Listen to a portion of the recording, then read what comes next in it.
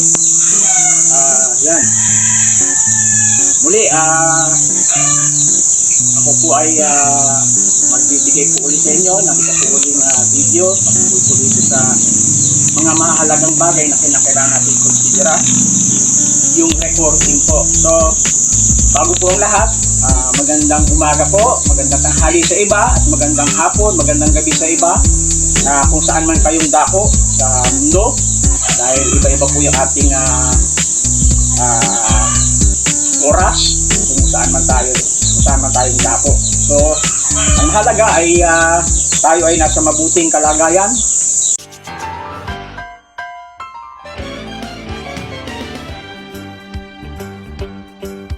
It's a rare condition this day and age to read any good news on the newspaper page. And love and tradition of the grand design, some people say, is even harder to find. Well, then there must be some magic clue inside these gentle walls, 'cause all I see is a tower of dreams, real love bursting out of every scene. So ito po, importante po sa ating pong ginagawa sa ating pagpa-farming ay kailangan meron po tayong records ng ating pong ginagawa. So ito po, meron po ako ditong dalawang notebook. Yung ito pong isa ay para po dito sa aking hituan, kaya nilagyan kong pamagat na Fishers of Men, Hito Farming. At dito po naman sa green notebook ko, dito po inire-record yung patungkol naman sa chicken farming. So ito po yung example po kung bakit nilagay ko yung nandito po yung sa katulad po sa chicken farming records, nandito po yung inventaryo. At meron po yan, yung mga una pong batches ng akin pong mga manok, may mga kanya-kanyang pangalan po yan. Yan. Dito po, naka-record po lahat dito, yung ano po yung binili kong feeds, anong klase, ano ang halaga, para mamamonitor ko po yung nagiging expenses po para po dito sa atin pong chicken farming. Ganun din po dito sa Hito Farming Records. Ganun din po, nandito po yung inventaryo, yung mortality, daily mortality, naka-record po rito, at saka yung feeds na binibili. So, importante po na tayo po ay mag-keep po ng ating records.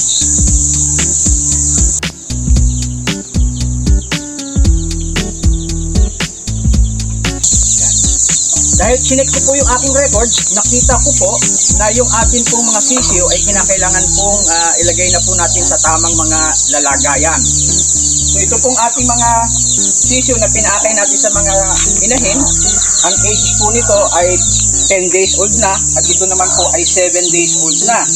Kaya pwede na po silang i-transfer ngayon dito sa brooder house or brooder cage number 1. So ito po namang nasa brooder cage number 1 ay ililipat na rin natin, isasama po natin dito sa mga sisiyo natin na nasa brooder cage number 2. Yan.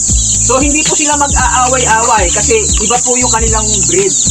Kaya nga po, unti-unti kong inaalis po yung sa atin, sa flock po natin, yung mga palaaway na mga manok. Hinihintay ko lang po na dumating ko sa laying stage itong ating first batch ng sisiw, para kapag nakita ko na po na meron po sa kanilang mga naglilimlim, yung atin pong mga native chickens ay atin pong kakatay na lang, dahil sila po ay mga palaaway. Iba po yung breed ng heritage. Yung heritage chicken po, mga mababait sila, hindi po sila palaaway.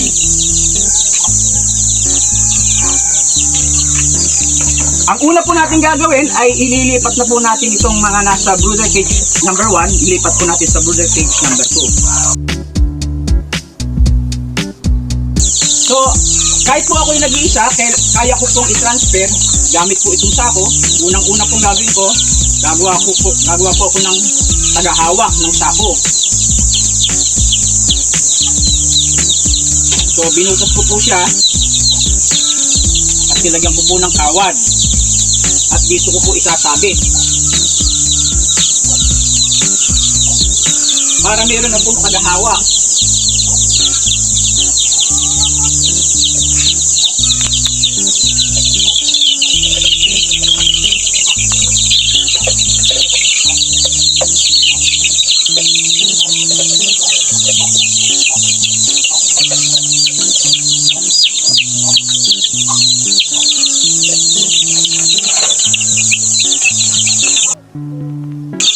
Habang hinuhuli ko pa yung mga sisiw, ay binibilang ko na rin po sila sa kasabay na pagkakataon. Yun, na-verify ko na po yung bilang nila, 16 nga po sila. At ngayon po ay ililipat naman po natin sila dito sa brooder cage number 2.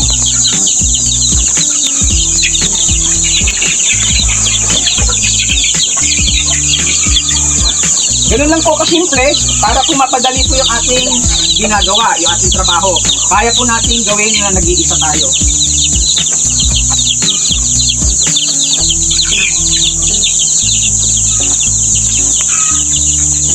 Ayan.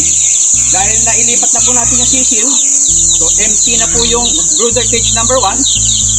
Kukunin na po natin itong mga sisil na ito para mailagay na po natin sa cage number 1.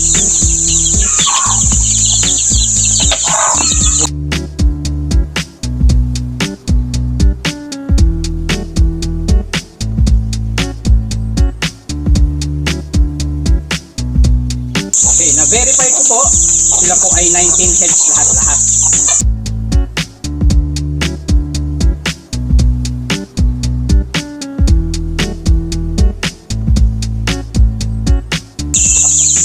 Matapos ko na po, dito po, ang nakuha po natin, instead na 15 po, ay 13 na lang po sila dahil may namatay pong dalawa. Kaya very timely po, na talagang mailipat na po natin sila sa brooder cage number 1 dahil mas natututukan po sila doon.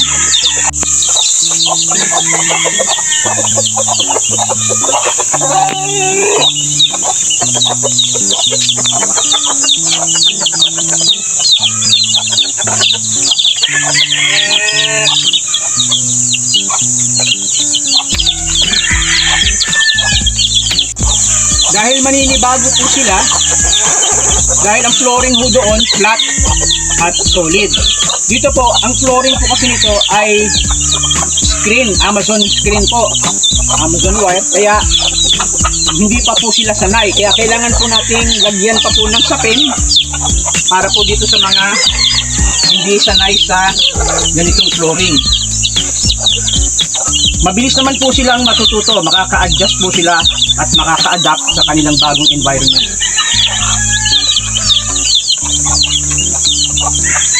So ipakikita ko po sa inyo ngayon yung nasa brooder cage number 2 na sinamahan po natin ng galing sa brooder cage number 1. Yan, wala ho, hindi po inaaway ng malalaki yung maliliit.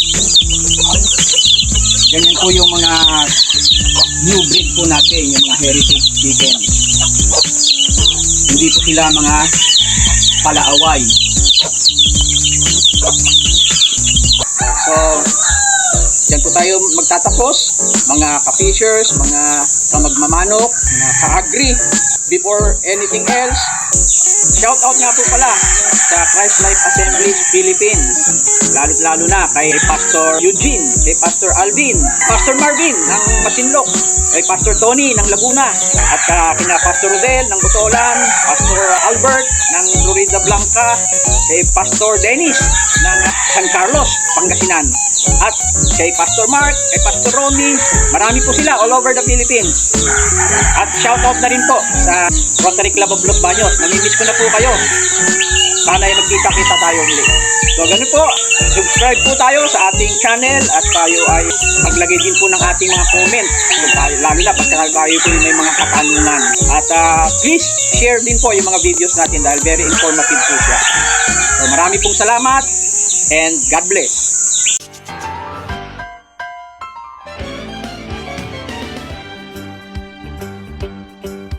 It's a rare condition this day and age to read any good news on the newspaper page. And love and tradition of the grand design, some people say, is even harder to find. Well, then there must be some magic clue inside these gentle